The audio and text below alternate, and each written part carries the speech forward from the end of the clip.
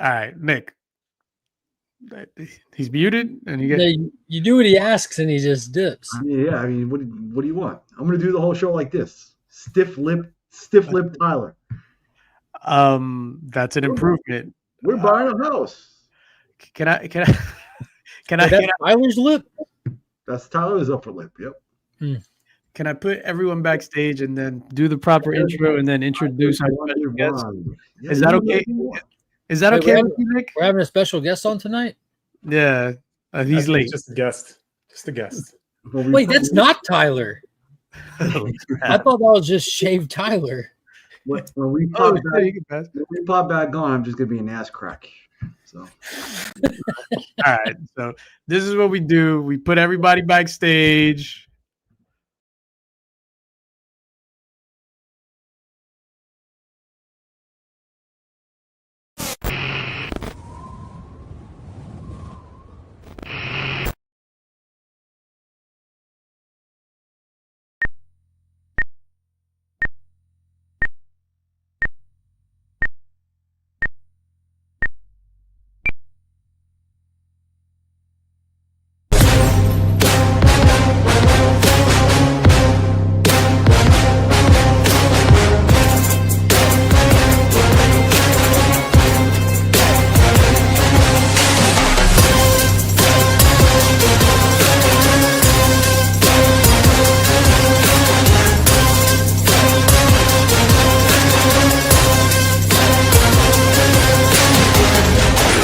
Infamous Illuminati.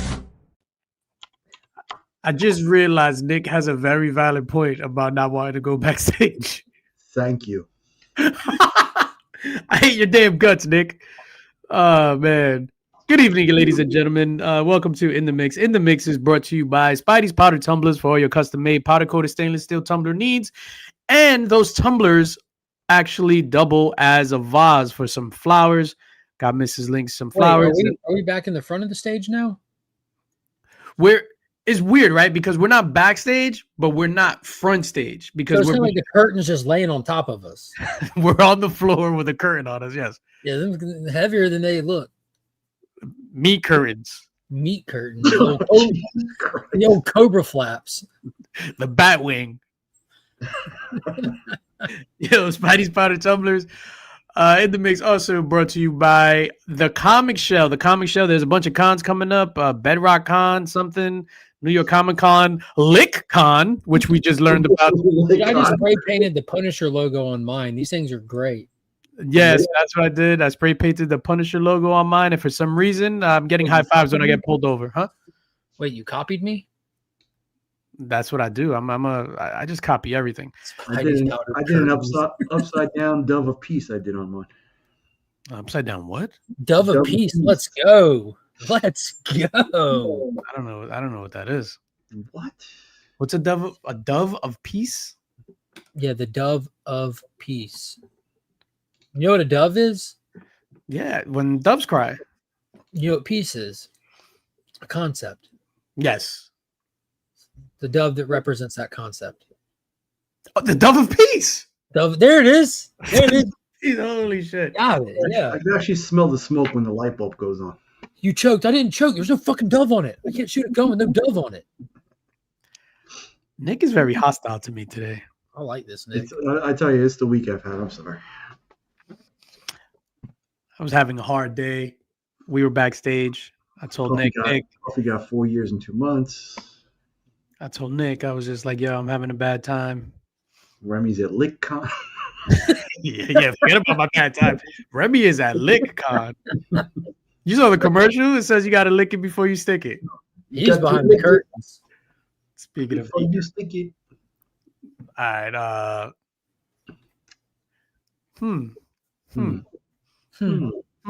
All right, what's up, chat? What's going on, everybody? I'm not going to say individual hellos because we have an esteemed guest waiting. Is he esteemed? Would you consider him esteemed? No, he didn't look like he needed to be ironed. He's bona fide. He's bona fide? He's bona fide. Is he wearing a jacket? That's what I need to know. This guy's all right. Surprise, motherfucker. We got Jmed. I honestly thought it was 50-50 if you were just going to keep me backstage for an hour and a half just to see if I would stay. But I'm honored to actually be on the show. I thought, What do you think this is? Only slabs? Yeah, I wasn't sure. What's going on, homie? How you doing? Not too much, man. Thanks for having me on. You guys are awesome. It's good to be in front or on the show instead of in the chat for the first time. Looking forward to getting roasted, hopefully. No, we don't do that here. First question right out the gate. Where do you stand on going backstage? Like, are you like what's your stance on Yo. on the backstage intro? Hey, the backstage intro, Nick. Not that, Oh, okay. Wow. Adds a little drama, a little flair. I'm okay with it. There you go. Hold on. Let's make you big. Everybody. Awkward now. Hello. Welcome to In the Mix. I'm the stand-in for Tyler and Remy. So last minute invite. No, not at all. What, for the people that don't know who you are, tell us who you are.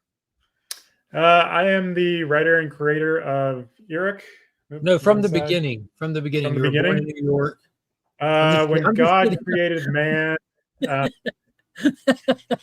let's get your origin story. Let's hear it. Origin story? We'll do comic book or origin story. I was born in New York, born in Yonkers. Yonkers, 914. St. John's Hospital. My dad used to commute to Manhattan on Pelham 123, the old movie train. He was the director of marketing for JCPenney, and when they moved to Texas, my parents didn't want to move to Texas as Italians, so we moved to California. Although, can I pause you right there? Yeah. Nick is half Italian, and he moved to Texas. Yeah, he can confirm there's still spaghetti. There is, but you don't want to eat it here. You went halfway across the country as half Italian. We just had to go full send all the way across. They made a very wise decision. T-dubs. Nick calls it spaghetti. It's just ketchup with noodles. Noodles. Gravy. Resume. Sorry, I just wanted to point out that Nick turned his back on New York for Texas. The New York, the Italians, all of them, everyone. Yeah, I didn't have much say in the matter. I was a young buck at the time, but my dad became the director of marketing for a video game company called Sierra. Eventually Sierra Online, then Sierra Studios.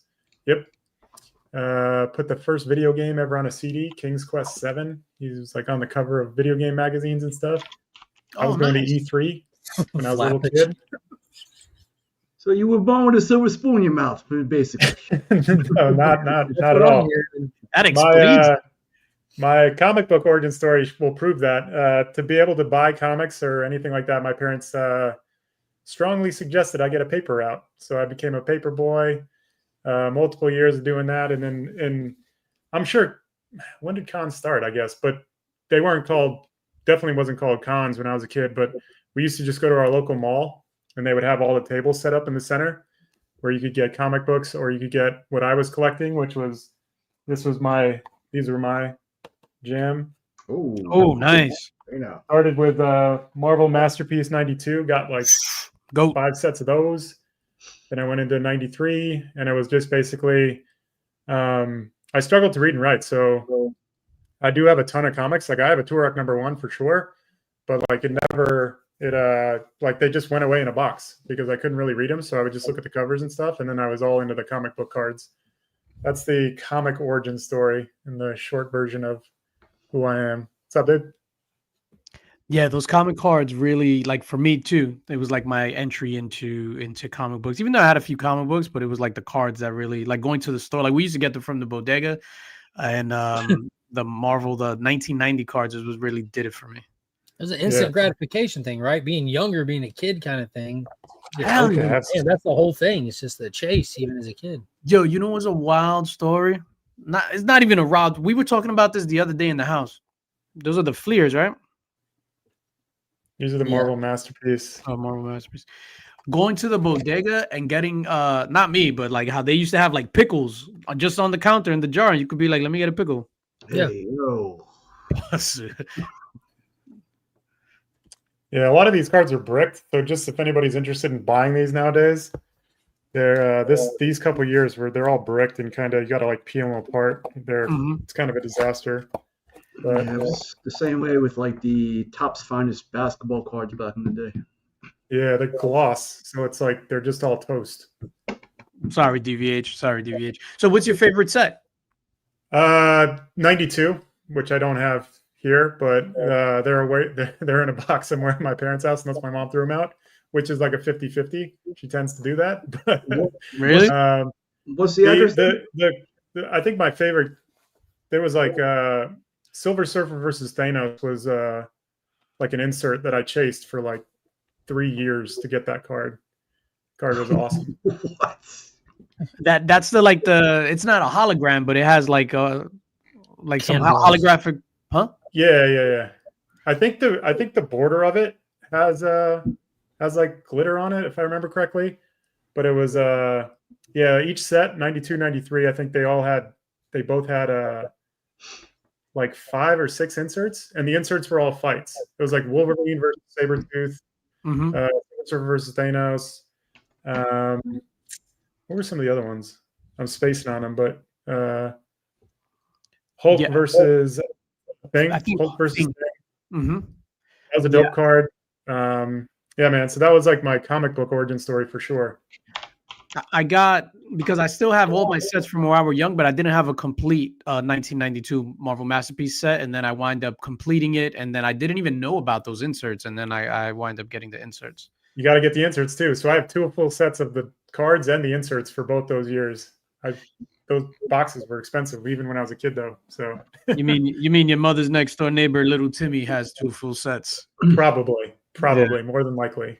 You know, for all of the mass-produced stuff during that time, it sure was a good time to buy a lot of stuff. It was basketball cards, comic cards, a lot of great artists around time. Like I remember, like it was like the Will Spataccio run of X Factor, starting with all those covers, and Jim Lee was around the time X-Men doing X-Men, and I think New Mutants was around that same time too. You know what else I collected before the Marvel Masterpiece? Because this was while I was still in New York. I had all the Garbage Pail Kids, and then my mom threw them out because she thought they were gross. And now that would be a nice thing to have now. I think they're worth a little bit nowadays. Yeah, I had a bunch of the Garbage Pail, but I would put instead of just collecting them as cards, I would put the stickers like on my Trapper Keeper or whatever on my notebook. Oh, you got a Trapper Keeper. Yeah. Well, we know you had a Trapper Keeper. I had a hand-me-down Trapper Keeper from my landlord. That was from the other side of the tracks. Yeah, those things were like $5 back in the day. I remember a brand new Trapper Keeper. Still got it. Yeah, you had the Velcro, but normally I would had like the slide on it to pop the rings. It was like you didn't pull them apart; you slid it. Jesus Christ! Can do those things even exist still? Ask somebody with kids. You guys got kids? Mark, I don't think you do. Let's see. Mark, do composition notebooks still exist? Yeah. They still sell Trapper Keepers. They have a Stranger Things Trapper Keeper. Well, you know, like the composition notebooks too. They're like the black and white covers on them, look like scrambled TV sets. Kids have to get those every year still. On eBay, they're $20 a piece. Jesus Christmas. Like 50 cents at Walmart. Yeah, shout out to Madam who she was injured. She tore a ligament by slipping in some clay while she was doing a portrait on Wednesday. I believe that was of Longfellow, right? Where, in your legs or in your hands? Dang. Hope you're all right. Yeah. I hope you're all right, madam. Wishing you the best, madam. So let's go into this area. Huh? What? I never knew sculpting was such a high-risk sport. Bro, that's why they banned it from the Olympics. Yeah. Have you seen Ghost? Oh, shit. That was a pornographic sport. That's how the guy died. Stephanie was That's in the director's sculpting, conjured a spirit, scared the shit out of her, and she fell. Director's Shout cut. Director's Shout out cut. to Willie Lopez. Yo, that was filmed. Ghost was filmed probably like a 2-minute drive from my house. The scene, well, not the Ghost. That was filmed in Manhattan, whatever. But with Willie Lopez, where they tracked him, Sam Wheat tracked him to his apartment. So it's on Myrtle and Broadway over here. That's super random. So tell us about Earic. Earic. What is the correct way to pronounce this? Earic, like Earic. So yeah, Earic. It was from the beginning. Like were you asleep one night and woke up and in the middle of the night to go get some milk, drink it out the carton in the kitchen, and this idea just came to your head? If you really want the beginning goes like back to the origin of like even going to like IMAX as a kid, like in Connecticut. Mm-hmm. There's an aquarium. I forget if it's in Stamford or where it's at, but my aunt used to take me to IMAX. And back then you didn't go to watch a movie in IMAX. You went and watched like oceanography, volcanism, like space. It was like, and they would rotate every like whatever. Yeah, it was awesome. But I was always just asking questions. And then in college, I went to UCLA where they I was a collegiate athlete, and I finished my major real quick. Like in 2 years, I was done with my major, but you have to keep taking classes to be eligible to be an athlete. So I started taking ESS classes, so Earth and Space Science. And like the first class I took was like, I think it was like ESS 1 or 101 or something like that. And it was space weather. And it was like learning about solar flares and wind. And it was just, I would actually have that degree if but you have to go on field trips for like the geology component and the oceanography component. So when I was traveling with the team, I couldn't go on those weekend field trips and stuff. So I couldn't take like the upper division classes. But the origin of like Avalon and the bigger universe that Earic exists in kind of started then with a bunch of like questions that I would go to my professor's office hours. I know he hated me, but I would always ask him weird stuff and pick his brain and say like, this doesn't make any sense to me. Like, why would this happen? And from there, it was just asking questions. Like I blew out my shoulder. So then I had to have shoulder surgery. And in the universe itself, there's like two divergent groups of human beings, right? There's Gaddics who have modified their DNA that are like 9 feet tall, bulletproof skin, blue eyes, whatever they want to look like, they can just do it. And even in their as technologies progress, like instead of going to like a furniture store to get a table, you just go and say like, I want my table to look like this, and they grow it because they've modified DNA to such an extent that they grow everything. So even if I show you, let me show you what the Gaddics are capable of. Yes, while you grab that, I just want to highlight Joe Michaels here. Joe, our prayers are with you. Joe says, sorry, I'm late. Just got home from the hospital. My cousin had a fatal heart attack and passed away a few hours ago. We love you, Joe. God, I'm sorry to hear that. Hey, did you play baseball? I did. I was a center fielder. Until one day. No, so the actual truth about the story is that in high school, I hurt my shoulder. And then I had this kind of experimental shoulder surgery at a place called Curl and Job. It's like Tommy John. Only they learned doing the surgery on me that you don't do it anymore. It's now called the Burns. But at the time, they instead of using conventional sutures, they tried to burn your shoulder. So the idea was it would burn your shoulder and it would scar over and you'd heal really quickly. So like 6-8 weeks post-op, I was at this place called the Star Clinic, which is like where Olympians kind of rehab. And like they took my arm out of the sling and I had full range of motion. And they were like, we've never seen this before, because the surgery would have taken a year normally to heal from. Because you were taking the nanites. Yeah, exactly. So this is the segue into this too, by the way. But the truth was that they learned that scarred over scar tissue, after about 18 months, it relaxes and it causes your shoulder to fail. So I literally dove for a ball like on September 10th or something like that at UCLA, Jackie Robinson Stadium in center field, and my arm just exploded. It just dislocated right in the outfield. And in that year, which I think was 03, 04, we were so good. Like we were like the number 4 team in the nation. I think 13 or 14 guys got drafted off that team. And we lost in the College World Series to Miami. I could run really fast. Like in my pro day in 03, at least the scout said that I ran the fastest 60 in the nation.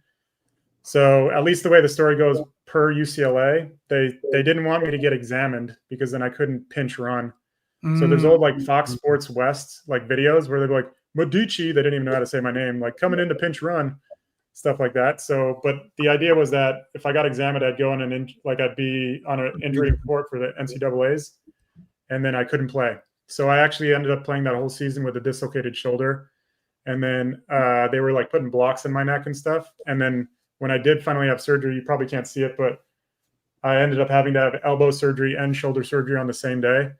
And I played for another like 6 or 7 years, but my career was over. Like my arm just didn't move anymore. So that surgery, they froze my shoulder, which means like post-op, your arm doesn't move. I did rehab for a year. I think it was like 10 months or something. And then they did a procedure called mobilization under anesthesia, which is where they tie you to a table. It's like literally an executioner's table, and they like break your shoulder. Oh, and they broke my shoulder, and they tore all the repairs that they did. So then I had to start over. So after playing a year with a dislocated shoulder, then having this extensive shoulder surgery to repair everything that they had done with this experimental shoulder surgery, they froze my shoulder, then they tore everything, and then I had to start over.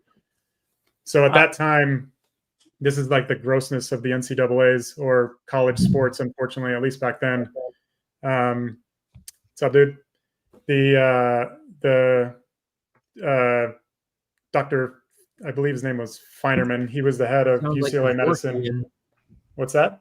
So it sounds like Kevorkian. Yeah. So here's a funny, like Spencer Havner was sitting next to me. So this is funny part of the story. He was a tight end for the Green Bay Packers. Kevorkian, that sounds he was sitting next to me in the training room, and Feinerman like stuck a needle in my shoulder, and like blood squirted on Spencer Havner. He was like, "Ugh," he was gonna like faint and pass out. And they were like, "Your shoulder's done. We're gonna do a biceps tenodesis. They're gonna cut my bicep off and then reattach it to your arm, and then because they're liable for you when you get hurt." Cut your bicep off and reattach it to your arm. Yeah, it's called a biceps tenodesis. So that was in You got the whole encyclopedia. Say that again. This is you got the whole encyclopedia of operations. Yeah. Well, I just want to know where you get that table to strap people down to. Dude, the craziest one. So I've had both my hips operated on, and I need both my hips replaced. So before that surgery, that literally is like an executioner's table because they have to tie your leg down and pop your hip out to operate on it. And they are supposed to knock you unconscious before they do that. And they had me like tied to the table. Like, your arms are tied like this. And they had the mask on me. And the nurse is like, "All right, what?" And I like leaned up. I was like, "How many people get up and leave right now?" And they're like, "Oh shit, he's awake. He's awake." And I was like, "What the fuck?" Oh, it's almost like the ending scene of Braveheart. Then you're talking about. Yeah, a little bit. Like Yeah, only the opposite. Some doctors in red robes walking. But yeah, I ended up leaving UCLA because I didn't want to have that tenodesis operation. I went up to the Bay Area, had a couple more shoulder surgeries with he was the Oakland A's doctor at the time, and then tried to kind of go from there. But to transition back to why I'm here and why none of that means shit.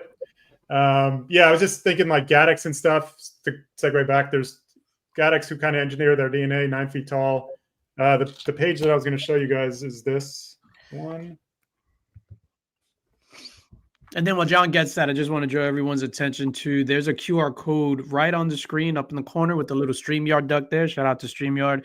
That QR code will take you to the Earic Kickstarter if you want to back it. So as you can see this table here, this is the Gaddic. This is on Venus. This is their homeworld. So spoilers, bro. Like they got to pay for this shit. What's wrong with you? Yeah, it's all right. I'm joking. They'll just grow their own table, and even this is like photoluminescence. This is like the stuff you see in the ocean. So all their technology is based on engineering, modifying DNA and growing stuff. But on the other side of it, to kind of the nanodytes, and this goes back to being the origin of this. To answer your question, while I was having those surgeries, I was like, there's no way that in the future it's going to be like conventional medicine. Like I thought with Moore's law and technology and everything getting smaller and smaller and smaller, like I thought like 50 or 100 years from now, so this is like in 2000 when I thought of this, that there'd be microscopic machines they would just inject into you and that would go and like if you were sick, it would just destroy whatever it was. If you have the flu, it would just go eat it. If you needed your shoulder repaired, it would just repair it. And that was the origin of the nanodite side of the universe, at least in terms of the two divergent groups. There's more in the story, but we don't need to spoil that. And then like going to the Earth and space science stuff, I was a super nerd on that. So how we terraform Venus, how we move the planets into a ring. That's what this logo is. The 4 planets, Mercury, Venus, Earth, and Mars, are moved into the habitable zone, and they create this ring. That's what you're looking at. And the planets have been terraformed. It was all like, I wanted to make sure all that science worked, all that made sense. And that was the like origin of the whole big sandbox. So everything in the universe works. Like weaponry, for example, like the way war works is like it's a weapon countermeasure, weapon countermeasure, weapon countermeasure, and that's how like war progresses. So like every piece of weaponry in this story is like plasma based because nanotites will heal through anything, and Gaddics, their skin is so tough that you can't get through it without plasma. So that's called the CME blade right here, and that's a plasma jet. So that's a coronal mass ejection, like from the sun, to cut a Gaddic in half. So all the technology in the story works, but then I'll skip ahead now. Like a graphic novel can't be called universe. So once I kind of had all this technology and the whole universe created, and that was the origin of Earic. So it was like, I'm going to create this hero's journey. And now that I have this scenario where we can put him on Mars, we can put him on Venus, we can put him on Earth, we can put him on Mercury, we can put all these crazy obstacles that you've never seen before in front of a father. So the story itself, it's just about a father trying to save his sick son, because with the things that I've described, there hasn't been sick children in over 100 years.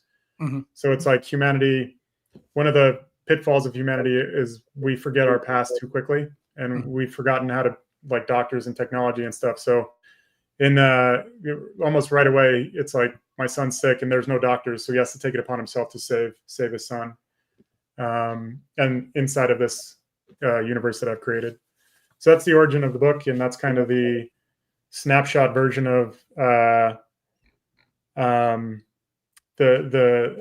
through line and some of the themes and the hero's journey Earic goes on. I could nerd out and talk about every single detail of the universe for like an hour and a half. So no, they got to pay for that. Pick up the book. Yeah. Where did the name Earic come from? Like, why did you settle on that name? Like, what's the background of that? Yeah, so funny enough, like I could show you the document from like 2012 when I started writing this, but names are a problem for me. So I go into, like, I look at mythical things. I'm looking at all these names. What's going to be cool? But the truth was, I just wanted something like Luke. Like, I wanted something simple and easy that rolls off the tongue. And I also put a ton of my friends in the book. Like, there's a character named Lieutenant Perrin. That's like actually one of my closest friends. His name's Perrin. And two of my closest friends of all time are Earic. And I was like, well, I can't just call him Earic. And I was like, Earic. And I was like, okay, no one's ever heard of that. I wish it was a cooler story than that, but that's really how it got to it. I know it's pretty lame, but it's like, yeah. That's cool, man. Book, and if you look at the names, in the next book, there'll be a Nick and a DJ and a Legion. It better be called Nick, to be honest. That'll be volume 2. Volume 2, Nick. It's gonna be called Nick. Nick, yeah.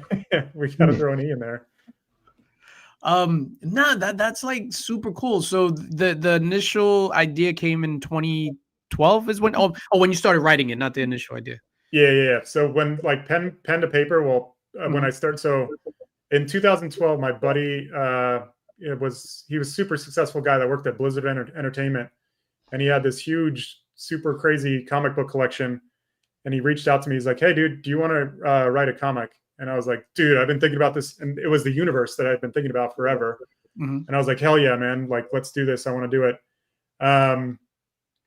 Quickly, the actual writing process wasn't something he was interested in, and I was just flying into the story. So I would say we collaborated for like a day and a half or a couple of days at max. That was it. Yeah, and then I just dove into writing it, and it became a passion of mine.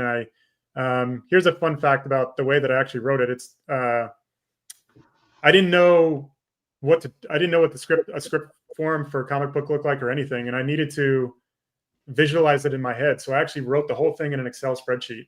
Mm-hmm. So it's like 124 pages of 6-panel squares in an Excel spreadsheet. One day I'll show it. And like here's this is the first page of the book. You can see the Excel spreadsheet. That's the first page of the book. So I just would combine two cells to make the actual book itself. And I wrote the whole thing that way. Holy crap. Yeah, so that was all back in 2012. That's insane. And like we know, but the people don't know. So what prepared you to write a comic book? Like, are you a writer by nature? Are you just gifted? Like, how can you just all of like, those hey, things? I'm gonna write a comic book. No, yeah, definitely not actually. So yeah, I had a business economics degree after all those surgeries I told you about. I actually I had a corporate job in San Francisco, and it was something I couldn't see myself doing for the rest of my life. It just wasn't. So I had started writing screenplays, actually post-op when I was stuck in bed from surgery. Back then there wasn't streaming platforms, right? So it was like you watched HBO and then Cinemax or whatever, and there was like the same Cinemax, movie. baby. Yeah, after 10, right? Yeah. He said HBO and then Cinemax. Yeah, Cinemax. Yeah, Emmanuel in I'm assuming space. this story takes place on a Thursday. Hey. But there was like they just looped the same movies over and over again. So I was like, there's nothing new to watch. I'm gonna write a movie. I jumped on my laptop. I couldn't get out of bed because I was like strapped to a machine. And I wrote my first screenplay, and I kind of fell in love with it. And the transition into being a writer. Those of you that don't know, I'm a screenwriting professor at one of the top film schools in the world. Actually, the number one screenwriting program in the world. Thank you. Yeah, we got a great program, but just gloss over that. We have a great program, but I said, like, I'm not just going to move to LA and be like an Uber driver saying I'm a screenwriter. I wanted to make sure that I had a plan. So I applied to the top film schools in LA. At this point, I had about 5 or 6 screenplays. No real knowledge of the film industry too much, to be honest. But I was fortunate enough to get into the programs and kind of made a transition in life. And that was, to answer your question, like the writing background. And I've been doing that for the origin of the story I just told you is about 15, 16 years ago. So it's been a minute, and been a professor for approaching a decade now. So on a daily basis, I teach my schools like Weeder class, the most difficult class, and then the thesis class. So I help students like write the first draft and then polish a screenplay that becomes their resume that they take out into Hollywood. So that's the writing background, and that's what I'm doing on a daily basis. So working on like 30, 40 movies in any given week. No, that's dope. Chat, if you have any questions for Jmed, please ask them in the chat, and we'll get to that. You guys have any questions before it's just the same one I've been asking them for like the past year already. You can't answer it. It's a wardrobe thing. You got to make yourself important, man. You gotta do something. I'm watching Sons of Anarchy today. Opie gets off the bike. He's in a leather jacket, full leather jacket with the leather vest on. Everybody else around him's got the leather vest and short sleeves. Why? What temperature is it? What temperature? Well, he's on a motorcycle. He needs to avoid road rash. Everybody else, Jackson's on a motorcycle too. I mean, still, it ain't that cold. I mean, being working in wardrobe in Hollywood is no joke. It's a real job, a real career, and those people go around and they get cool stuff, and they got to make you look cool, and that's why you got jackets. Putting jackets on everybody is job security. Is that what you're telling me? That's what I'm saying. The truth about a lot of Hollywood, like even screenplays and stuff, when you take meetings and you bring a script in, it could be the greatest script on the entire face of the earth. Mm-hmm. To justify their job, a producer is going to give you notes almost no matter what. Mm. And the same thing with somebody that's like a casting agent or a wardrobe person. It's like that explains. If it was just as easy as like just show up with what you're wearing, those people don't have jobs. So Like it's like you got to kind of justify your own existence sometimes. And I think, I mean, I'm not trying to be like, you know, say anybody's job isn't valuable. They do a great job, but there's a lot of that, like where you got to kind of hustle a little bit and justify your existence. And every car really has one of the same 3 license plates on it. Probably. Yeah. Like that's how you know if it's like a fake cop car too. It's like it's like 2 SAQ something or other, and yeah. You'll see those driving around LA because they're going to like a set or something, and you got to like point out that oh, that's not a real cop because you see them. So same with like cabs and stuff. The cab rates are different. Mark, you were gonna say something? I said that explains Clark Kent's gloves when he was shucking the corn. Things I got in there. That one I don't have an answer for. You just did. Yeah. Job security. I was all happy, and then this guy mentioned Superman, and now I'm on the edge of the bridge again. Let it go. Let it go. Joe Michaels says, "Hey Jay," he said it like this: "Hey Jmed, how did you come up with the story for Earic?" I think you explained that a little bit, but maybe the abridged version. I know he's been in and out. Yeah, the abridged version is just it was like a universe. The universe itself is huge, so I'll show you. Let me see if I find this real quick. Like operating table, no anesthesia. Yeah, this guy, he's been strapped down. He was strapped to the chair, strapped to the table. Yeah, that definitely happened, unfortunately. Hang on, you're just a sub. Exploded shoulder. This is gonna be really tough to see because it's a dark ass page. But there's a character right there. That's his only appearance in the whole book. I have a whole book written for that guy. So so like I could show you 5 other characters in this book that I have a whole thing written for. So I created this huge universe, and then I kind of was like, I'm gonna focus on a father's journey to save his son. Mm-hmm. Like I just thought it was the most compelling story in a hero's journey, and getting in this massive, confusing universe. So in the universe itself, like combining, this has always been the case. Like they're combining. So Gaddix could hypothetically put nanodytes inside of them, right? Because they're nanodytes just repair your skin. So laws are passed that makes it illegal to do both those things. So as Earic's trying to like save his son, he has to kind of explore a lot of different options. So there's charges of treason. Everyone wants him killed. He's like target number 1. So like in that space, that's how I kind of went about constructing Earic and his journey. Earic is also, so the nanodytes and Gaddix are at war for a foothold on Venus. So Earth is frozen over in this universe. And then we've terraformed Venus. So Earic was the general of the nanodite army, and he led the D-Day invasion of Venus. But like this is going to be a book at some point in the future if I ever go backwards in the story. But like the amount of death of that invasion, that's going to be its own separate thing.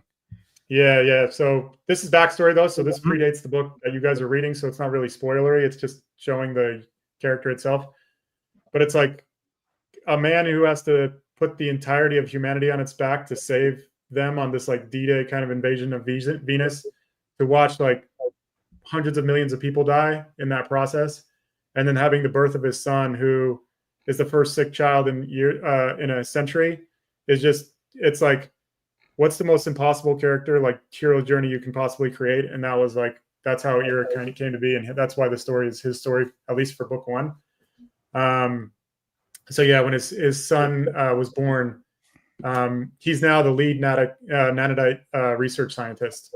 So nanodytes keep evolving, right? So in a fight, if you get pulverized by a Gaddic and your arms are broken, you heal in real time. And you can and right now, in terms of where the war is at, technology has been far, far ahead for Gaddics for 50 years.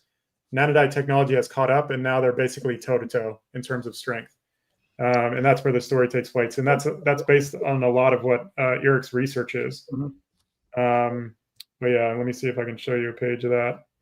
I don't mind showing you guys some cool stuff, but yeah. Pops Addict says Jonathan came up with the story during his abduction while being probed by aliens. He omitted anally. He was probed hard. That is true. That is unfortunate truth. Pops drugged me one night on his trip to Los Angeles, and I told him the entire truth of the story. So I guess I'm outed now. Redact everything I just said from the last 30 minutes of In the Mix. It sounds like something Pop would do too. But yeah, this is what like nanites look like. And this is like the research that he's doing. Mm-hmm. And then like he's a research scientist. So you can see this is called nanodite growth. So like as your muscles are getting torn by whatever you're trying to lift or in a fight with a gaddic, your NG can spike. So you can go from being you and I like normal strength to 10 times stronger than a man, and like depending on what kind of nanidites you have in your system, like pretty dang quick. So question, one gaddic versus 100 gorillas. Gaddics are pretty damn strong, man. Pretty damn strong. And I know you've Deej is one of the awesome human beings on this planet that actually read an early copy of the book and has an early copy of the book. There's actually more pages that you haven't seen yet where you see how strong gaddics really are. They're strong, dude. Let's just put it that way. Gorillas are in for it. For it. I felt very privileged to be part of that process and give you notes and stuff. And granted, it's a process that's close to your heart. You've been, writing this since 2012. So thank you for inviting me into the process and being able to, read an early copy of it. And I really dug it. Like, I'm not going to lie. I went in with trepidation because it's especially like new things. And I was like, holy shit, like sci-fi is right up my alley. And you created, as you just described, such a rich history, a rich universe. This is not something that you just strew together and got some notes from ChatGPT or something. This is actually like world building, and is such a substantial piece of literature as far as like science fiction goes. I like loved it. Like I was telling Mark, like outside of our conversations, I was telling Mark, like, yo, this shit is dope. I really loved it. Nick, what were your thoughts on it? I haven't read it yet. I wasn't privy to an early copy because not as alliterative or smart as you are. So, what are you talking about? I have a quick question. So, 5 years down the line, you're at issue 75. Earic is just passing Venus in the first crossover event for Earic. Who does he bump into, and who does he fight first? Oh, that's a good question. Oh man. I don't want. The funny thing is, if I say who I'd want him to fight, it might spoil the book a little bit because you get an insight into kind of.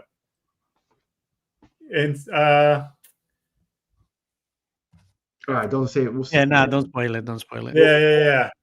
Because this is now in the future. You're saying so. Yep. Like, this is in the future. So if it were in the past, I'd say Jar Jar Binks. He could roll up Jar Jar for sure. That's not even a fight. Neither nice to meet you, Earic. Yeah, I think he could. I mean, a Jedi, I suppose, with the Force would be probably be a handful, but a CME blade could probably go toe to toe with a lightsaber. But in terms of strength, he's probably like Spider-Man level, somewhere in there, at least early. All right. Can we also have you now promise that there will be no Spider-Man 301, Spider-Man 1, or Hulk 340 homages in future covers, please? Yeah. We don't even start on cover stuff. That's a whole other tantrum I'll throw. So talk to Ivan and tell Ivan we don't want any more homages. Yeah, since Nick just brought that up, what was how did you hook up with Ivan Tao, who did both covers, the cover A and the cover B? Yeah. So here's the Ivan covers. If you guys haven't seen them, here's a test printing of the A cover. You guys can get Virgin covers. I actually ordered the medals today. Thank you, DJ, for hooking me up with that. Those are inbound. So this book's actually been done for almost 2 years. And I started the process of kind of searching for a cover artist like way in advance. So I was like, okay, I've been trying to do everything that I can with this book to have it have the best chance to be successful. So about 3.5 years ago, I reached out to an artist that I thought was one of my personal favorites. kind of thought that was going to progress and that was going to be who the cover artist was. Went and saw him at 6 different cons. Stalker.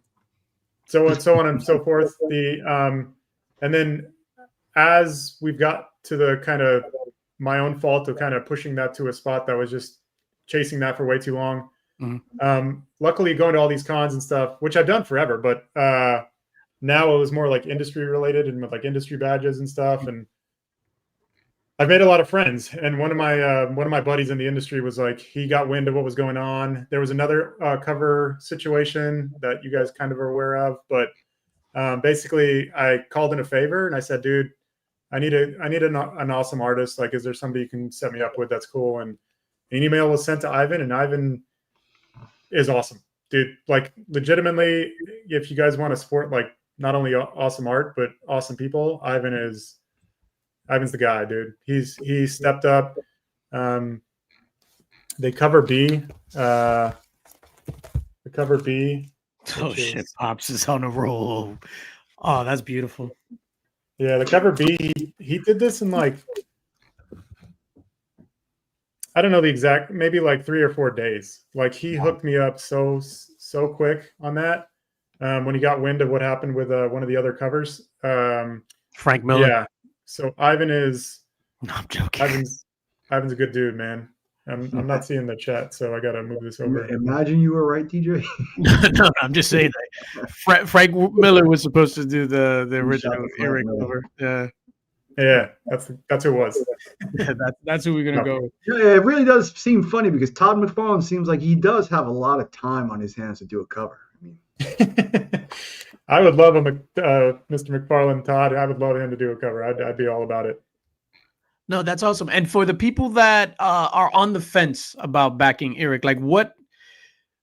Because normally on Kickstarter, if it's not a big book or something like that, with comics, we immediately think floppies, right? So one issue floppy. Like, what exactly are people getting? Like, what are the different tiers? Oh, so there's a lot of tiers, but I mean, at the core, you're getting a graphic novel. You're getting a 124-page, fully complete story. These guys have actually read it, minus Nick. But Mark and DJ, I've gotten a chance to check it out. So you're getting a full story, like a beginning, middle, and end. It's kind of like Star Wars Episode 4. Like, he didn't know that there was going to be 3 more that he was going to do. It was like, make this one movie the best you possibly can. And that's the approach I took to making this book. It was like completely self-funded, 4.5 years of art, one artist all the way through. David Ward did the beginning to end on it.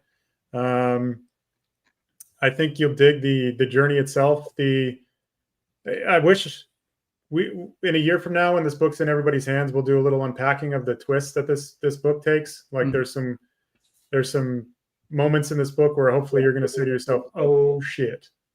And the cool thing is also, even beyond this book, whatever twists are in this book, if you think those are awesome, you've seen absolutely nothing. You've literally seen nothing.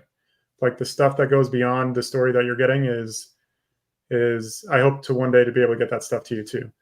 But yeah, the short version is you're getting a fully complete graphic novel. It's completely done. So we just got to get the printing. Everything's ready to go with that too. If you've seen the Kickstarter, we're fortunate enough to have gotten to our goal, but we can still push for bigger and better things with stretch goals. The stretch goals, every penny over what I pay for the printing and mailing it to you guys will go to the artist to start the next book. So there's no money going in my pocket. I am in the hole a factor of 10, above the ask. If you guys know how much books are to make, that doesn't scratch the surface, but that's neither here nor there. Everything above the printing costs will go to the artist to start the next book. I have 3 more books written, actually, that aren't in this universe, to be transparent. But yeah, man, the goal is to create and keep making books and keep pushing forward with entertaining as many people as possible. Just try to get an awesome book into everybody's hands and bring some joy and make some people happy. So yeah, what we're looking at here, these are some of the early pages from the original. So here's a little backstory that I didn't mention.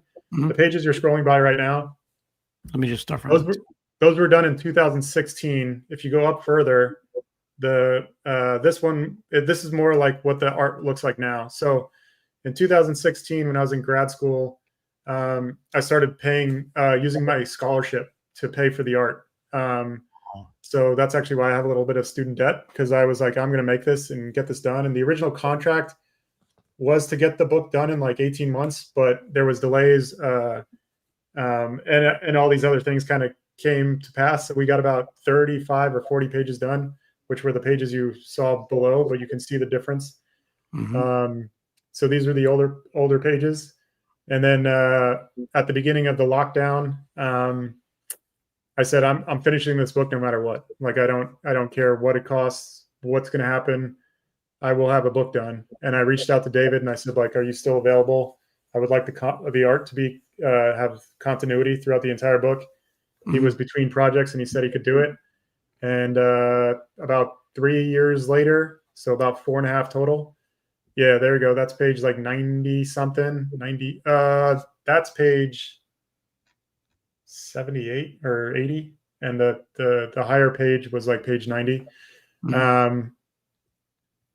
Yeah, man, we got it all finished and knocked out. So that's what you're getting if you do the backing. A lot of the cool tiers and the special stuff has kind of been snatched up. So you were able to buy a page in the book if you wanted. You were able to get one of these sold, but you could buy an original test printing. There was only 14 of these. You can get a copy of the book. You can get the virgin floppies. So the virgin floppies, like this is the cover B. This is going to be the chapter 6 of the book with one additional page that will not be in the graphic novel. So there'll be one page in the back, like 125th page that won't be in the book. So if you want to see that, you got to get the virgin floppy, and that's just 25 4-page floppy. The virgin for the A cover is chapter 1 with the original art. So the original art actually has nudity in it, but then we went back and redid it, so it's not there. So if you can see this, it kind of looks like that, but yeah, you would see more. You see those nips, baby. You'll see those nips, baby. That should be the tagline, Earic. Let's see those nips. Yeah. The covers are remarkable, and I'm glad that you went with Ivan Tao. For some reason, like, this speaks to me more than maybe the other options would have. It's not deviating too far from the interior art. It's just the interior art in Ivan Tao's style. That cover B, dude, like, that's everything right there. Like, you're both, and the high gloss on it is amazing. Oh, there's high gloss? That one's high gloss. Yeah, here, I'll show you. Oh shit, I want high gloss. I think I backed the wrong tier. We'll get you everything, Deej. Don't worry about it. No, I'm just joking, dude. Once you pay him. Let's see. Oh yeah, that's phenomenal, man. Oh, look at that high gloss. The high gloss gives it a touch of elegance. Yeah, so the story with this one is Ivan and I were having a conversation back and forth, and he saw the other cover, and he's like, I got you. And that's what he came up with. So it was definitely what I wanted, but he just hooked it up, dude. And I was like, holy smokes. Yeah. So like, for example, with the A cover, he actually sent me like 4 sketches, and this and this were actually on 2 different sketches. And I said, hey, can we merge like sketch 1 and 3 together? And then this is what came out. And then on the B cover, he just did it. And I was like, you got it. So do you have or are you getting the original art? Is that included in the thing, or was that done digitally? It was all digital. So he just sent me like original sketches. The other cover had original art that I didn't get, but yeah, we won't. Yeah, that's for another time. 20-30 years from now, we'll talk about that. Maybe, if that person's still around. Yeah, maybe. On this journey, what were some things that you learned, like, doing this? Because it took you a long time to do it. Like, what were some like pitfalls that you encountered, and then like some like lessons that you learned from those. Man alive, there's a lot. So I was going at this blind and I learned a ton. So the original draft of Earic was 250 pages. And I was like, let's do this. And I got the numbers on like how much it costs per page. And I was like, let's not do this. And then I had to like go back and like rewrite the book basically. And that's even when you're like reading this book, there's points for sure. And I'm just going to own this where the dialogue is a little dense. And it's because I was kind of putting more story into the book than than I could afford the art. So there's going to be pages in here that have quite a deep, like it's a reader for sure. Mm-hmm. So the expensive comic books is one thing for sure. I would say if anybody's trying to aspiring creator, put that in your like put that on your radar of how expensive this stuff is. Unless you're an artist, then go ham all you want. I've written this so long ago. I'm a completely new writer at this point. So there's things that I see in this book that I would do differently.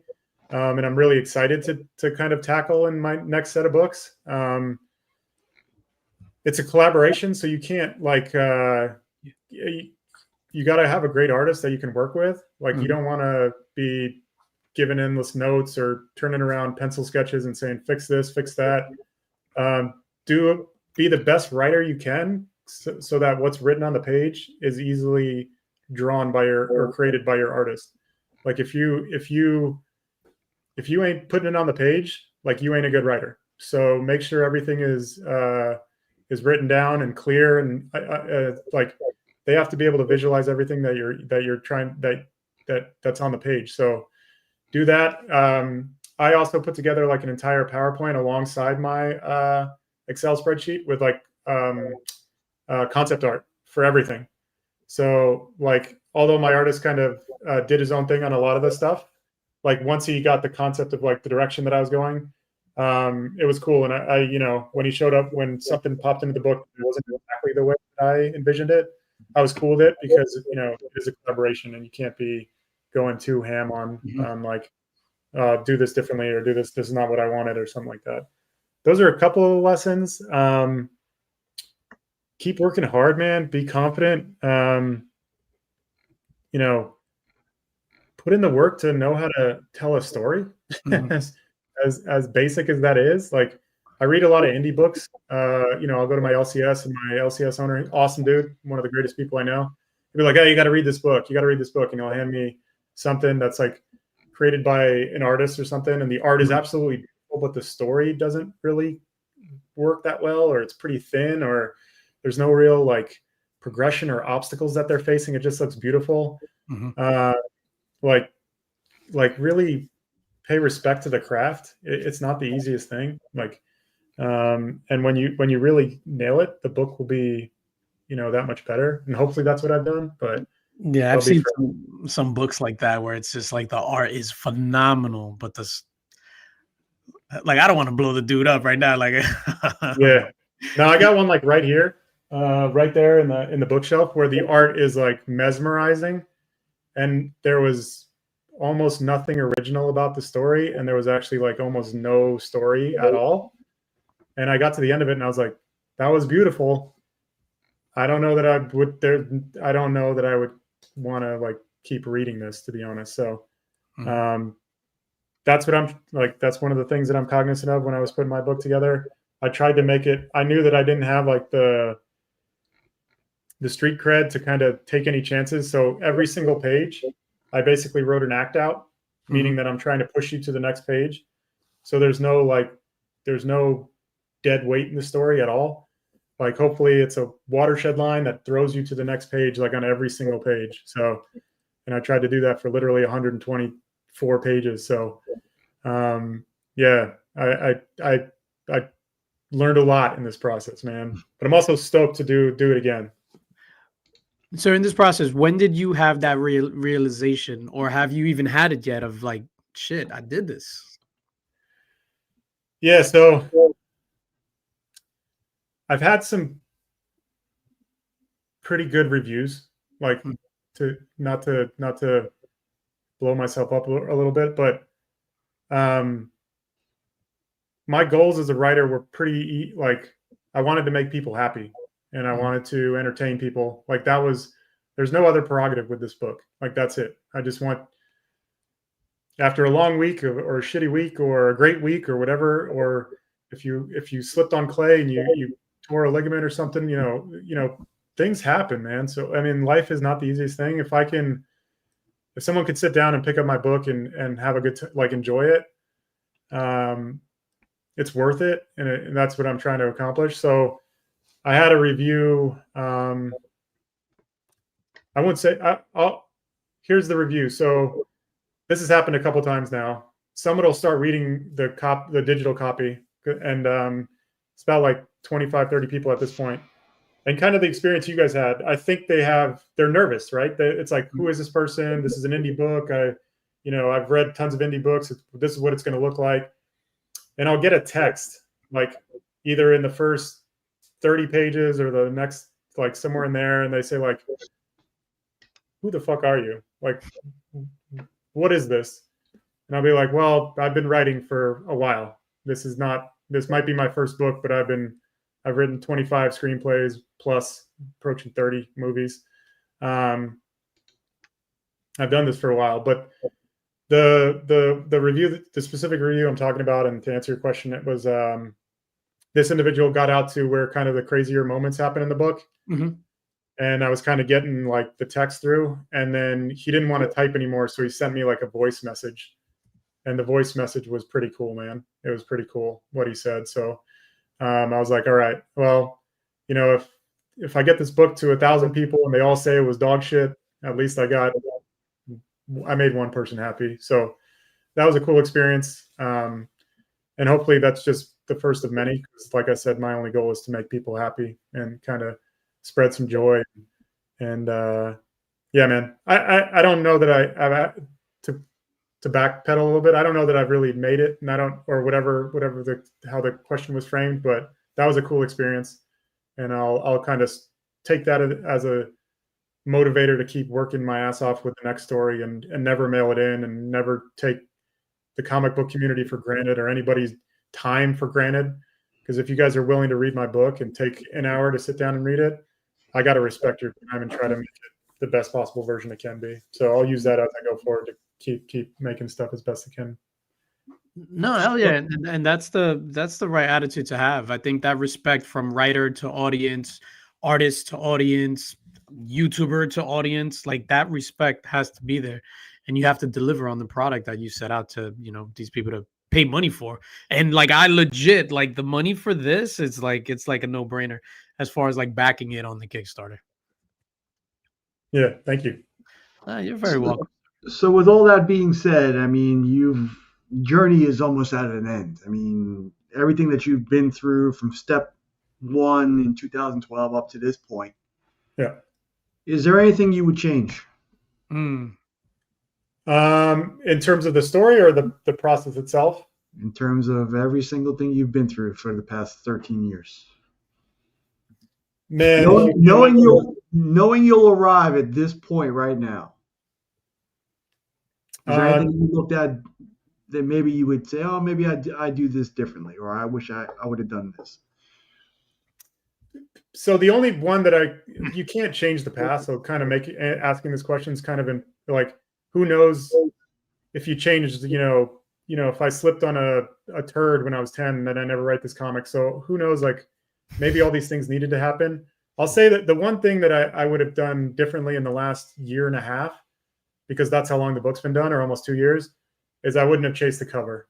I would have met the right artist who wanted to work with me, and I would have tried to find Ivan way faster.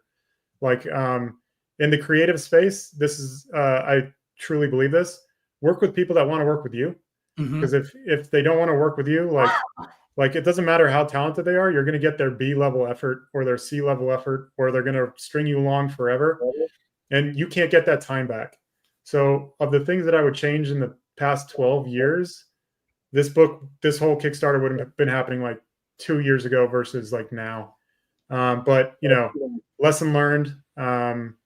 It got me to Ivan, and Ivan's absolutely a rock star. If he's willing to do a cover for my book, and I have 50 more books, if that's the way my career progresses, he'll be able to do a cover for the rest of my career.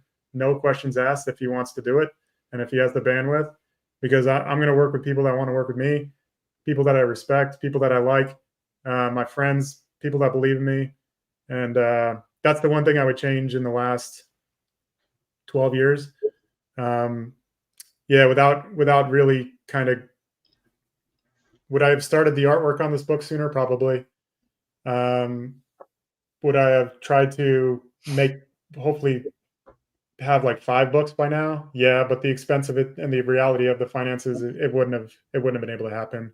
Mm-hmm. These books, when you go to your LCS, when you open those books, just realize every page you're looking at is hundreds of dollars, like in terms of the production cost of it. So if you're an independent creator like myself, where you're financing everything, Mm-hmm. You're digging into your pockets very, very deep. Like my mom, I was talking to my mom like a month ago, and she's like, "You spent how much?" I was like, "Well, you knew how much this was, but yeah." So, I don't know that I would change too much, Nick, because looking at hindsight's 2020, dude. Yeah.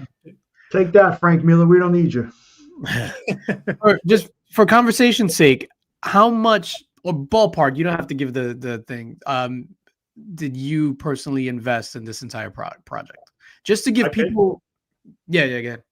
I paid for the entire thing. So there's no outside funds coming into this. So I make very little as a professor, and I've been saving and using all my income basically to pay for this book. I won't give an exact number, but let's just say, like on the Kickstarter, the funding goal was $6,700. You can multiply that by more than a factor of 5, like more than that. So it's this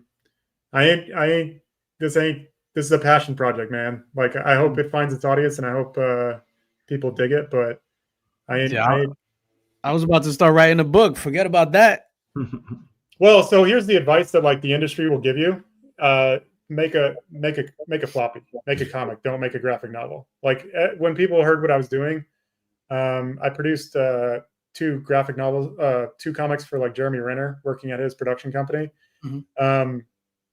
They were like, "No, just do 30 pages, do 30 pages," and I'm like, I committed. I said I'm going to do it. I'm doing it. So I just kept going. How long did you wait at the Christmas party for him to show up? Oh yeah. So here's the funny thing. This was back when I was in grad school, but I never actually met him, even though I worked at his production company for a while. This was when he was like laying low and filming Avengers. So he kind of had to hide in LA. So and the studios, the office is obviously in Culver City. Were you his plow driver and then you called out sick that day? Oh my God. Oh, I'm sorry. Go ahead. My God, you're trying to get me in trouble right now. No. I apologize. I was just asking. I'm sorry. No, he's a really good dude. But we that day on his birthday, we went to like Best Buy to buy it was a Star Wars game, like Rogue something. It was the first person shooter, like on Xbox or Xbox One or something. And then we just came back and started playing it and like waiting for him to get there. And I think it was like midnight when we're like, we're probably just calling this a night. But he kept calling and saying he was going to be there. And we're like, oh, he'll be here in 30 minutes. And I was like, nah, he ain't coming. So we waited a while for that birthday party that never came to fruition. But it's just a kind of another funny Hollywood story. That's funny. So let's just say if I was serious, right? So I want to write a book. What's like my first couple of steps? Finances aside, just like what's my first step? I want to write a book from scratch. I mean, here's what I'll tell my students. Like, I'll never tell you what to write. So you have to enjoy what you're writing. Mm-hmm. So the first thing is find something you're super passionate about, like a character you want to tell, a moment you want to shape, you want to see create into existence. And then after that, start doing the actual work. Like in my book, like I said, every single character has a back. Like I could write a book for every character in the book. It's not a book about Earic. It's like every single character exists in this universe and they're real. They're all a protagonist in their story. It just happens to be that we follow Earic. So ask yourself the question as a writer and a creator, like, why is Earic the protagonist of this book? Why is whatever story you want to tell interesting, engaging, and why is your protagonist the person that that has to be in the story, like, whatever that story may be. So Batman, like, he's an orphan to billionaire parents that were murdered in front of him. Like, boom, okay, got it. Like Superman, he's the last son of Krypton, put in a pod, sent to Earth, an orphan alien on a planet where he's a god. Like, are you kidding me? That's why these characters are like so iconic and so spectacular. It's because they defined why they're interesting and why they're engaging. Peter Parker, Wonder Woman, you name it. All these characters, there's a reason why it's their story and why they are who they are, and then like so in terms of actual like technical story writing and creating, build towards dynamic movements, but then think about objective versus obstacle. Mm-hmm. So whatever your character's objective is, this is like in terms of a character's arc, like wants and needs, whatever they want, put the walls in front of them, make them impossible. So the more dynamic the situation your character faces and has to overcome, the more dynamic the story will be inherently. And because the situations are more dynamic and difficult, your character has to be more intelligent, or maybe intelligence is the wrong word, but they have to be more driven or determined, right, to overcome those obstacles. Like you have a character like Forrest Gump, for example. Like he's not he's not, I think even in this movie, he has like a 70 IQ, right? But his spirit is like indomitable. Like nothing will stop him. Mm-hmm. Like he says, I'm going to run across the country. He just does it. So it's like, that's the character traits that you want to define to make a character engaging and interesting. So yeah, think about objective versus obstacle, put the most impossible things in front of your character. And the best part about a comic book, like the only limitations are your creativity. So it's like, I'm going to build all the universe of Avalon. I'm going to tell you how we terraformed Venus and all the technology is actually going to work. And like, those are the steps that, you could take Earic and say a father has a sixth son and put him in present day. And you're kind of limited to what, present day limitations are, right? El Segundo, I live in El Segundo, like the refinery was like burning down yesterday. So it's like, okay, maybe he has to go through like the refinery or something like that. Mm-hmm. But in my world, because of the sci-fi universe that I created, like now he has to go to Mercury. And like on Mercury, he has to go into this like underground mining facility to get a resource that doesn't exist on Earth. Like it's the same thing, but it's twice as dynamic. And that's just because of your own creativity. So create an awesome character, define why it's their story, he or she, it doesn't matter, why they're interesting, why they have to do it. And then put objective versus obstacle in front of them. Make it effing impossible for them to get it. And then when they do, your jaw will drop. Fucking. Because you said effing. We're allowed to curse. Yeah. No, I know it's in the mix, but still. Yeah. No, that was that's extremely helpful. It's something that I'm actually like legit like thinking about. And I'll talk to you, man. We could do a full on breakout session. So in my Weeder class, movies and stuff are not comic books, but they share some overlap. Mm-hmm. And we do something called a breakout session, where it's oftentimes a student, first time writer, right? Mm-hmm. They'll come in with the most they've written is probably a 10-page short film at this point when they come into my class. And it's like, okay, so movies are sequenced nowadays. Like we could talk about Fantastic Four or Superman, and I could tell you exactly how it was written. Exactly. But terribly. Yeah, right. Man, you guys just want me to get all kinds of trouble tonight. No. On TikTok. It was written on TikTok, yeah. But yeah, usually they come in with an idea, and they're usually pretty awesome, but then you have to do the deep dive. And it's like, why is it their story? Okay, you have 10 pages of a movie right now. We have to do that 8 more times to get you to a full feature. And this is where you get exposed as a creative, right?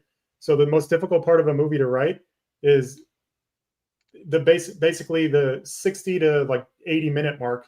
That's where movies go to die. So in Fantastic Four, that's when they're kind of just talking to each other. That was my favorite part. I loved James Gunn cracked that code, didn't he? Yeah. So yeah, man, if you're really interested in kind of pursuing let's do we'll do a breakout session together, man. Yeah, like one of these days. No, it's funny because I was just talking to somebody the other day, and I was like, oh, that's an idea. I was like, oh, after New York Comic Con and stuff like that, I'll like really think about it because the next couple of weeks is gonna be insane for me. Yeah, it's a process, man. It definitely takes a lot more work than you think. Yeah. It's a lot of work. Yeah, we're gonna get out of here in like 15 minutes, and I'm gonna give away the links box and stuff like that. But is there anything else that you want to share? And you don't have to leave. I'm just saying, if like you just close up this portion of the programming, sir. Yeah, there is actually one more thing. Oh shit! I want to you said that, man. Seriously. No, it's a I'm good joking, thing, man. I want to thank you and Mark, like specifically, for all the help that you guys have done and how awesome this community is. For the actual backstory of how we got to this point that we haven't touched on, I originally I had seen Mark in a few videos, but I literally just Googled him or YouTubed. I looked for something specific, and his video showed up, and I was like, "This guy's awesome! Like you guys, your knowledge of comic books, the way you approach reviews, they're genuine, they're authentic. It's no bullshit. You guys are reading books for sure." And that was probably 3.5, 4 years ago. Probably at this point, It was a while ago. Mm-hmm. And yeah, I just showed up in your guys' live streams. You guys were always gracious and awesome to me. Like no one has ever said anything bad or negative. I've never experienced anything bad in this community. It's just a phenomenal community. Now, and then when I reached out to Mark and I actually said like, "What's up?" Now Nick is gonna leak the DMs now. Yeah, that's also hopefully that doesn't happen. But I reached out to Mark and I said, "Hey man, like, would you mind taking a look at my book?" And it did take about 6 months maybe for him to read it. That's fast for me, my guy, because I have stacks of other people's shit they sent me. If I even tell people that I've never reviewed anyone else's stuff before. Yeah. So Mark was generous enough. He read it. He was kind of sending me some texts and some photos and stuff. And he was like, "Hey man, do you think I could send this up to DJ?" And I was like, "Absolutely, man. Send it up. Send it to him." DJ read it, gave me some feedback. We made all the adjustments to the lettering and stuff like that. But truly, just this whole community, you guys and beyond, has been absolutely amazing. And yeah, man, I'm excited to keep writing comics for that exact reason. Like the community is awesome. The community is awesome. So thank you guys. Yeah, no, thank you. And you made it easy because it's a phenomenal story. Thank you. And I don't know if someone's ever told you this, but you kind of got a knack for writing. I'll tell. So here's a different way to answer your question, or in my screenwriting career, about like when did I know I had a skill set? There was a couple points way before this point, but one of the ones that really kind of got me was I was working with a production company in Santa Monica on a feature, and they wanted to develop an animated feature, and they said they knew that I'd just written one on spec. So they said, "Hey man, can you send that over? We want to check it out." And I sent over this animated feature for them to check out. And on the next development meeting, when we were talking about the actual movie we were working on, the dude was like, I won't even say the name of the script because it's still in existence, but he was like, "Hey dude, I got out to the end of your book and I was weeping. I started crying." He's like, this, I couldn't believe what happened. And I was like, wow, I can write. Like when you can write a character so engaging that somebody is emotionally attached to them, like you've done something like well. Mm-hmm. And that was a cool moment. Yeah, that's amazing. Wow, dude. Yeah, you're gonna make me cry, man. No, I want to thank you again, and then we're about to give out that links box. You can stick around. No pun intended. For real, man. Thank you so much, and thank you for all the support, like being in the chats and stuff like that. We super appreciate it. People, if you haven't backed this, back it. Like, stop it and just back it. Whatever you're doing, like, stop. The thing is right there. There. Scan that, and then I'm gonna go and bring this thing up. And scene. You guys want to talk Peacemaker while I bring up this This wheel of names. Mark is like, no, F that. What's up to you, man? Go ahead. I'm about to bring this up. You go ahead. I'm about to bring this up. Nick with a mustache. John, did you watch Peacemaker? You bet I did. Are you loving it like that? Like you I'm enjoying it. I'm not loving it. Yeah. I'm loving it. Yeah, but you're a DC shill. I'm also a quality shill. Yeah. No, It's overrated. It's definitely my favorite show going. That's for sure. What would be your second favorite show going? Just curious, and then we get back to Peacemaker. Mine or No, John's, because he said it's his favorite show going. What's the second? Just so we could see where you're at. Downton Abbey, or that you're watching, that you're going through. Yeah. Like so to be honest, the other show that I was watching, Alien Earth, I stopped watching. I got to sucked, bro. It sucked. I got to like episode 4, and I was like, "What is going on?" That show was a beautiful vase. It was painted up nice and completely hollow inside. 100%. Yeah. So that was the other one that was going right now. But yeah. Yeah, that it's 100%. It was just so beautiful. Oh shit! DVH says I'm a quality shill. Says the Michael Bay Transformers. I don't pretend to claim that that's like quality. I say that that's a personal favorite of mine. It's also like a big tent summer blockbuster, and try topping it in that genre, man. Like it's those you got to look at with different eyes. Yeah, what's the objective of the movie they're making? It's like, did Sharknado complete its goal? Yes, Sharknado completed its goal. Is it a good movie? No. Is it exactly what they set out to make? Yes. Sharknado. Peacemaker's quality writing, stellar performances, a well-constructed story. You don't know no matter how big of a comic nerd you are, you cannot predict Peacemaker. It's impossible to predict that show 100%. And dude, John Cena just keeps blowing me away. The sets are awesome. The costumes are cool. Like all the production aspects to the music additions hit at the right time in the right moments. It's funny as hell. It's emotional when it needs to be, and it can switch gears at the drop of a dime and perform inside of a 30-minute window. It's unfucking heard of. So, can I just give you my feedback on last night's episode? Tell you my thoughts. Sure. I did enjoy it. It felt super rushed. So the whole lead up was like, to Earth X or whatever it was called, and then they got out of there like that. It was like the fight in the beginning, the thing in the house. It reminded me so much of why I hated Superman, where things were just rushed in Superman. I think I wanted the moments to kind of sit more. I don't know. I don't disagree at all with that. I would love to flush all these scenes out more, all of them, every single one of them. 1000%. Yeah. This is my gripe with the show, and it's not really gripe because I really, really like it. And I bet if you were talking to James Gunn, he would admit this. He has too much to write. Like if you are a showrunner, it would take you 18 months to write a TV show.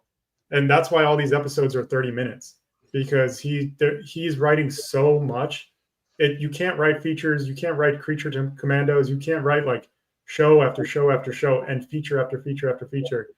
Like he needs a writer's room, and he needs some writers that he can trust. And then that's how we can flesh that out and let the story breathe. Because these episodes are all like 30 minutes, man. They're in and out. There's a lot of dialogue heavy scenes that are like that where we could do a lot more. But I mean, like Mark said, he nailed it. Like you can't see the twists. And last night's episode in particular, that hit you like a ton of bricks. Like ton of bricks. Dude. I don't believe what they believe.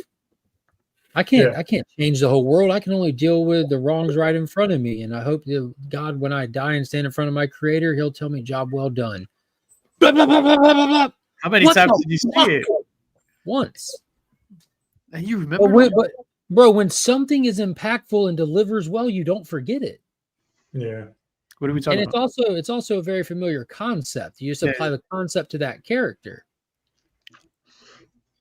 No, that was 100% didn't see. And that. How topical, man! Because there's people in my chat today saying, I think that was kind of weird that they made the good guy out of this shitty world. And the line when Peacemaker said, I'm the bad guy, not my world, not this world, but it's me. I'm the problem. I'm the person. Like that's gross considering what this world is. I'm like, dude, you missed the whole fucking point of it.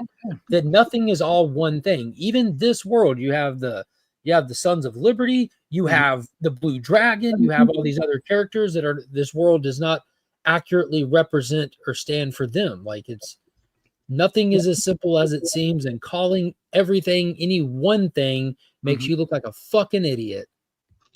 Effing. This is the comment for the show. Yeah, it's in every single post on every single social media platform every week. Too short. It's because he's writing all of it, man. Nick, how did you feel about it? He can't win. If they're too long, people are going to complain they're too long. Not me. I mean, for a show like that, give me 50 minutes. At least, yeah. Yeah. Like with all the bells and whistles, it should be an hour-long show with the intro, the recap, the credits. It should be an hour-long show. So we want to say he's what? In his 40s? Peacemaker? In his 30s, late 30s, early 40s? Peacemaker's got to be. Let's just say early 40s, yeah.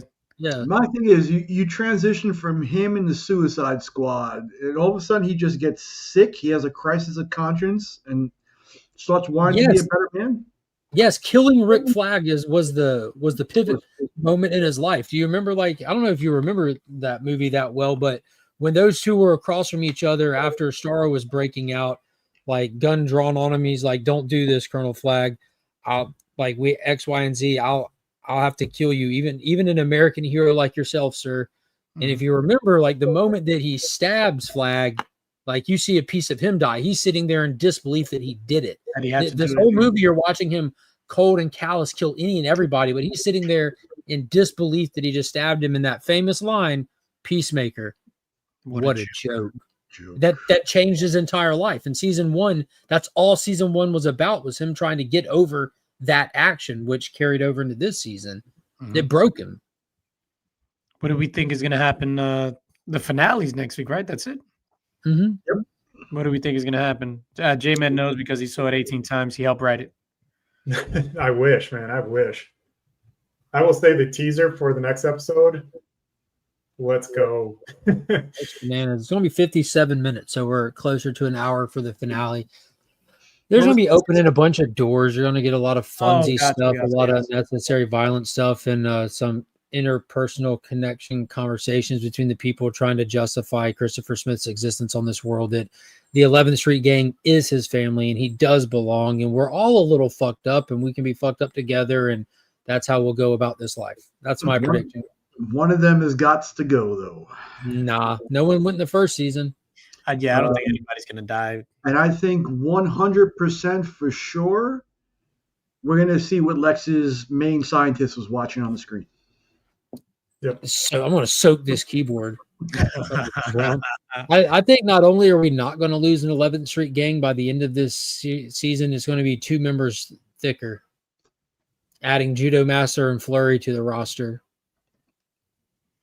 That was my gripe yesterday. There was no Flurry. Yeah, I want him in every single episode. He fits with them better, and he fits with Argus. And after that scene where he kind of gave him the nod of approval 2 episodes ago and told Economist that he did the right thing, like protecting Peacemaker from them attacking him outside the letter of the law, you know. That cop in the other world, like the dude from season 1. Season 1, yeah. Yeah, so damn, I forgot that he was in season 1. No, for me, it should have been Flurry and Whiteface. Oh, that'd been cool too. Just have Drewski open the door. That would have been amazing. He's like, "What are you doing here, Ginger Cool or Ginger Warm?" I'm looking forward to the ending. But yeah, that's been my critique about it all season, and it's just my critique about Gunn's new style of writing, where he doesn't let anything like simmer. It's like it's over. TikTok. Did you guys see one battle after another? I know Nick saw it. I thought you wanted to go see it, Nick. We were until we found out it was 3 hours long. And we were like, nah, we'll wait another time. It's 3 hours. I was going to see it, and then it was 3 hours long. I hear it was amazing, though. Yeah. And Mark didn't see it. Yeah, I loved it. I saw it last. Oh man, and then we got to give this thing away. So last week on Sunday we go to the movies. So Sunday we go to the movies. I'm super hyped for this movie because I'm a big Leonardo DiCaprio fan. Go to the movies. Beautiful parking spot in Manhattan, and it's hard to find parking. So beautiful parking spot 2 blocks away from the movie theater. Walk to the theater, 34th Street, and go to scan my tickets on my phone. Here we go. 2 tickets, 6 o'clock. They're bootleg. No, it doesn't scan. So she's just like, "Did you scan these already?" And I'm like, "No." Like, what are you talking about? Then I'm having like the Bad Bunny concert flashbacks. So it's not scanning. So then she's looking at it, and mind you, this was last Sunday. She was like, "Sir, these tickets are for October 4th." Well, you going tomorrow night? Yeah, I was like, "No, this was last Sunday." So I was like, "What the fuck?" I was like, "Can we just change it to whatever is like the closest time right now? Like even if it's 7 o'clock, just change it." And she was like, "All right, follow me." Then she goes, she's like, "All right, there's a showing in the IMAX or whatever. Pick your seats." Not the IMAX, Dolby Sound. So only the first 3 rows were vacant. So I picked the middle 2 seats in the 3rd row. So I'm just like, whatever. Go upstairs, get my popcorn, get my pizza. Oh man, go in. No. So we go in, look for the seats. So I'm like, all right, C7, C8, empty space, C11. There was no seats. It was just an empty space. So she sold us the handicaps. She switched my tickets to like the handicap empty space. So I was just like, what the hell? So then we go outside, and then I was just like, sit crisscross applesauce on the ground. I was put a thinking picnic blanket down. The last movie I did that for was the 20th anniversary of Star Wars in '97. I actually sat on the stairs. No, so then we go out. I'm like, "Can I speak to the manager?" But I was nice about it. Like I thought it was hilarious. I was like, "Hey, can I speak to the manager?" Then they telling me the thing, and then they leave me there for like 10 minutes. And then some other guy was just like, "Oh, come over here to get services." And then he's like, "See, so what the issue is, there are no seats there." And I'm like, "Yeah, I know. That's why." Yo, and then I had a big brain on Brad. Yo. Anyway, so then I had to sit in row 2, but lucky the seats recline, so whatever. I highly recommend that movie. There's not a lot of people talking about it. It's a reflection of what's going on in today's society. There could be accused of race baiting and exploiting what's going on and stuff, but it's so well done and acted, and my heart was jumping out my chest, and the climax of the thing, it is it's got like a 98 on Rotten Tomatoes or something like that, doesn't it? 10 out of 10 for me. Easy. And the 3 hours just fly by. The beginning is a little rough, I'm not gonna lie, because you get into it and it's like heavily it's a lot of satire. It's super funny. It is amazing. Amazing. I highly recommend it. You know what? I'm looking forward to Tron next week. That's all. Let's go. So am I. I'll be skipping Tron. You're a bitch. I am a bitch. A bitch without seats, apparently. All right, let's give this away, and then Nick, once we give this away, I'm going to, after you finish your pizza, what kind of pizza you got there? Texas pizza? Comes with a gun? I'm sorry. Let me share this thing. We are going to give away the monthly links box right now.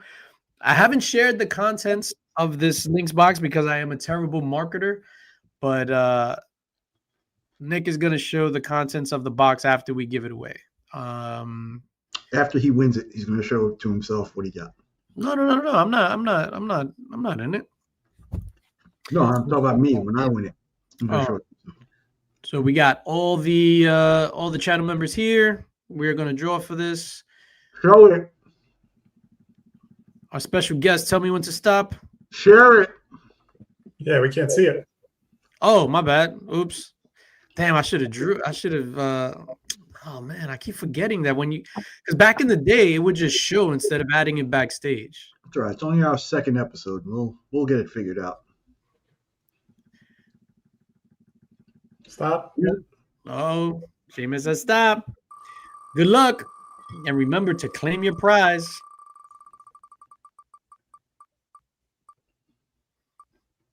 Hey, DVA! Congrats. Congrats, DVH. So actually, we didn't work out this part of the deal.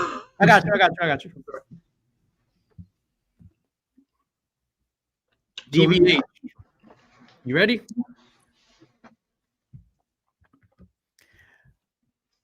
Hold on. Let me. Oh no, there's enough space. No, that's good. That's good. All right, DVH, you are the lucky recipient of a mystery box. Yeah, sorry. It was a let's show. Yeah, well, it hits a little bit of everybody who collects. It hits a little bit of everything. So to start up, we've got Zoo Orzu's Exquisite Corpses #1, number 601 of 750. Oh, that shit is hot. Yo, she is such a nice person, Zoo Orzu. Sure is. We have the 616, one per store for Fantastic Four #1. One per store. Gadzooks. Greg Land. Oh, Greg Land. Don't he be copying stuff? Doesn't he trace? I heard. Mark, you were telling me about Greg Land once upon a time. Maybe. All right, but somebody who doesn't copy, we have the Silver Age goodness of the Avenger number 60, Till Death Do Us Part. 12 Santa. Look at that crispy white cover. Yeah, this is in pretty good condition. I have to say. Wow. That would be worth $1 million in Earth X and Peacemaker. Well, if it was, Because it's mad white. we also have the cover artist for a future issue of Earic, John Jang. Is that signed? Signed by the man himself. John shit. Jang. Yo, signed right by the junk, right by the moose knuckle. No comment. I mean, that's Yes. Look hard. We have Miko Sulayan, number 112 of 500. For Doom Division #1, also signed by the man himself. for 112, where the players dwell. Where the players dwell. And a 1 of 1 by the man himself to keep the sign going. We have signed, scribbled, signed again by Gabrielle Delato. Something is Killing the Children, #1, archive edition. So there you go. Wow. Sign there. Sign there. Scribble, scribble, scribble, scribble, scribble. There you go. Congratulations, DVH. Congrats. Yo, that was fire. I'm a terrible marketer. Because if I would have showed that, people would have probably signed up. But no. Congrats, DVH, man. I'm glad it was you, man. I'm glad it was you. Nick, I'll settle up with you on shipping. Tariffs and all that other stuff. Coco, my dude. You said nothing about tariffs? Well, talk to Coco, what's up? N-I-C-K-Y. N-I-C-K-Y, not the Princess Dicky. What the hell? All right, I'm ready. I'm ready to get out of here. I'm about to melt. I'm in a hot ass room with a sweater. I thought this was a great idea. Thanks, Why Jay. is he wearing a sweatshirt, Jmed? Can we? Should have wore a jacket. You can take a jacket off. That's what I'm saying. No, it was cold before. Then I'm like, because of the lights and all this stuff. Anyway, what do we got going on? Mark, what you got going on? Not much, man. I'm gonna go to a comic show tomorrow with Pops in the morning. LickCon? LickCon. No, not that one. What's the show you going, Pops?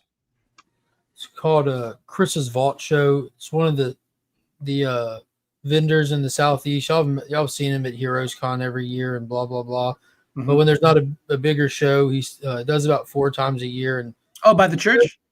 No, it's not at the church. It's a office building that he owns where he keeps all of his stuff between shows, and a lot of the Southeast vendors will set up there and put a show on. That's cool. I think so. Jmed, what you got going on this weekend? I'll be on another live stream tomorrow. The channel is Just Your Average Geeks. Yeah. It's tomorrow at 1 o'clock, I think. Yeah, 1 o'clock Pacific, so 4 Eastern. Other than that, Kickstarter stuff, man. Oh, there's a couple giveaways that I'm doing. So we have a little poll going right now whether I should give this away as a package or individually. Let me just make you big so we can see that. Yeah, so this is an Ivan Tao, the LA Comic-Con exclusive, Battle Beasts. Oh man, that's amazing. Yeah, it's fire. And then we got this 1 in 25 that we'll give away too. And right now on my Instagram, I'm just asking if I should do it in a bundle. And if you want to put a comment down, I think Mark voted for a bundle, but I think it's winning right now to break them up and do 2 giveaways. Yeah, I voted for a bundle to save you on shipping. Yeah, I voted. That would be nice, but we'll do a bundle. We can break it up. It's all good. Oh, that's awesome, man. So 4 p.m. Eastern Standard Time, Just Your Average Geeks here on YouTube. Yeah, correct. Yep. Cool, sweet. My darling Nikki, my boy, what you got going on? Hey, I'm gonna see you next week. Just prepping for New York. I'll be there Tuesday. Have a good time, dude. So hopefully DJ can show me the town, show me a good time, show me where to eat. So on Tuesday? I guess not.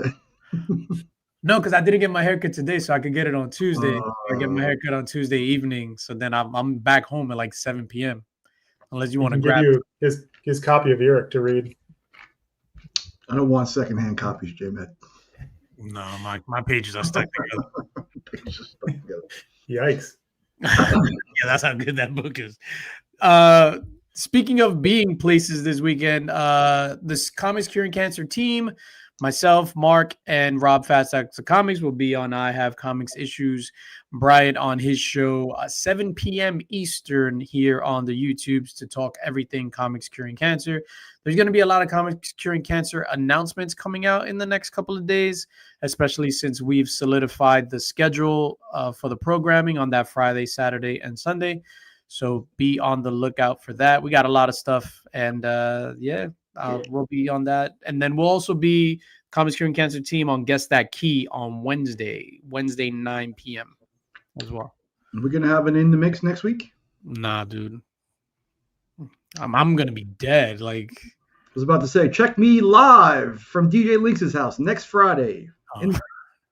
No, I'm like, these days is going to be crazy. Yeah, so I forgot. We're not going to be around next week. Nick and I will be doing the Lambada. We won't be doing anything. Yeah. You're not taking me out to eat on Tuesday. We're not having the mix on Friday. I mean, after I get my haircut, we could go out to eat. I will do that. Can I look fresh? Like, Jesus Christ. Oh, you trying to stop me from getting a haircut because I actually have hair. I see what it is. Do you, though? Do you? I do.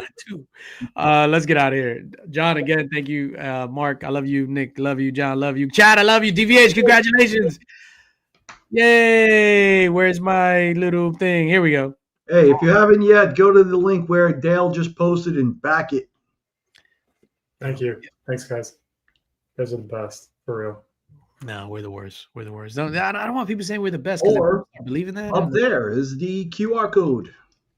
Yeah, you got to get rid of that StreamYard ducks. $20,000. I get a one-on-one jacket. So let's go, people. Yep. Shut up, cunt. Yo, peace out. We out.